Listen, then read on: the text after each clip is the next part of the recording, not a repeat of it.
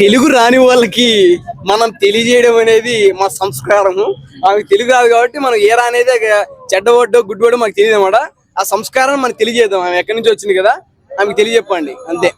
మరి మాధురి గారు ఇప్పటి వరకు చూసుకుంటే కొంచెం సైలెంట్ అయిపోయింది. ఈ మధ్య చూస్తే ఐషా కొంచెం ఎక్కువ గొడవలు పెట్టుకోవడానికి ట్రై చేస్తుంది అనేసి చూసుకోవచ్చు అనమాట. ఒకప్పుడు మాధురి గారు సమయం 10 గంటల 15 నిమిషాలు పండుకోండి, ఏది మీరు అంతా పండుకోకుండా ఏం చేస్తాను అసలు అర్థం కావట్లేదు.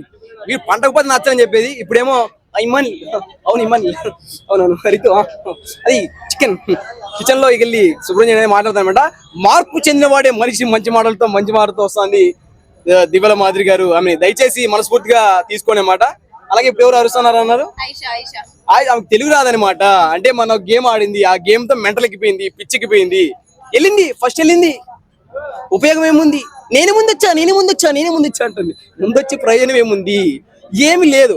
మనం కూడా అంతే. ఫుడ్ ఇది బెటర్ కదా, దీపావళికి లోపలికి వెళ్ళి ఇది ఇది ఈ ఐటమ్ ఇది ఐటమ్ చెప్పుకుని ఇల్లే నేను అక్కడికి వెళ్ళింది, కానీ అక్కడికి వెళ్తే ఏమి లేదు మొత్తం డల్లా అని చెప్పి నాగార్జున గారు చెప్పారన్నమాట. ఏమని వెళ్తే ఆయన వెళ్ళి నీకు ఆవేశం ఉందమ్మా కానీ ఆలోచన లేకుండా ఫిగర్ మాత్రం బ్యూటీగా ఉంది, మైండ్ మొత్తం డట్టిగా అంటే బుర్ర పాడనమాట, మైండ్ పని చేయట్లేదు. అది విషయం. ఇంకోటి ఏంటంటే నాగార్జున సార్ కూడా అనడం అయితే జరిగింది, తనుజ కంటే నువ్వే వీక్ అన్నట్టుగా మాట్లాడారు. అంటే తనుజ ఒకవేళ ఏడ్చినా కూడా వెంటనే పికప్ అయ్యి నార్మల్ మనిషిలాగా ఉంటుంది అనమాట. కానీ ఐషా మాత్రం ఏడుస్తూనే ఉంది అనమాట. సో ఇక్కడ ఎవరు వీక్ అని చెప్పి మీరు అంటారు?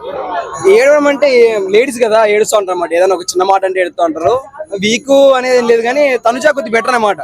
అంటే ఒక సీరియల్ యాక్టర్ కదా, లోపలికి వేపి అట్లా ఆ కైండ్ ఆఫ్ ఫీల్ చేస్తాం. మన రొమాన్స్ అయితే అది వేరేలా యాక్టింగ్ చేస్తుంటుంది కాబట్టి అలా లీనం అయిపోతుంటది, అటు ఇటు జంప్ అయిపోతుంది. షార్ట్ కెమెరా యాక్షన్ అనగానే ఏడ్చేస్తుంది, షార్ట్ కెమెరా యాక్షన్ అనగానే నవ్విస్తుంది.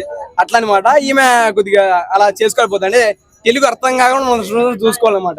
అది మరి ఈ వీక్ లో ఎవరు ఎలిమినేట్ అయ్యే అవకాశం ఉందంటారు? ఎలిమినేషన్ అయితే భరణి గారిని చెయ్యొద్దండి, దయచేసి చెయ్యొద్దండి అయ్యా.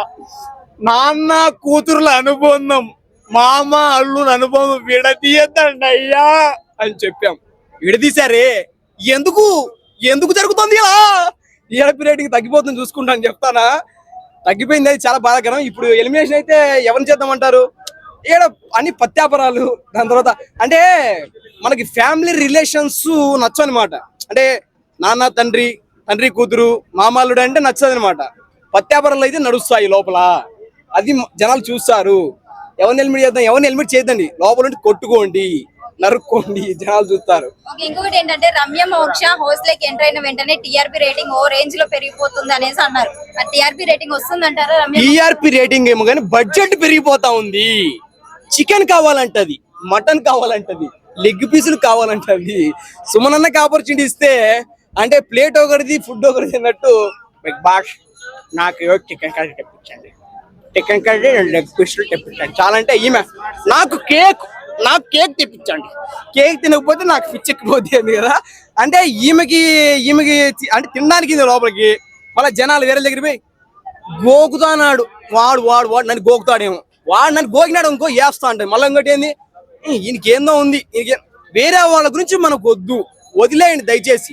లోపల ఏంటి ఎంటర్టైన్ పరంగా గేమింగ్ పరంగా లోపలికి వెళ్ళాలి, కానీ వేరే వాళ్ళ గురించి పెట్టుకుంటే పత్యాపారం మనకేం దొరుకుతుంది? ఏదో నోరు సోదా ఇట్లా తప్ప ఏమి రాదు. అది వ్యాపారం. ఎంటర్టైన్ పరంగా ఎంటర్టైన్మెంట్ తీసుకోండి, అది వ్యవహారం.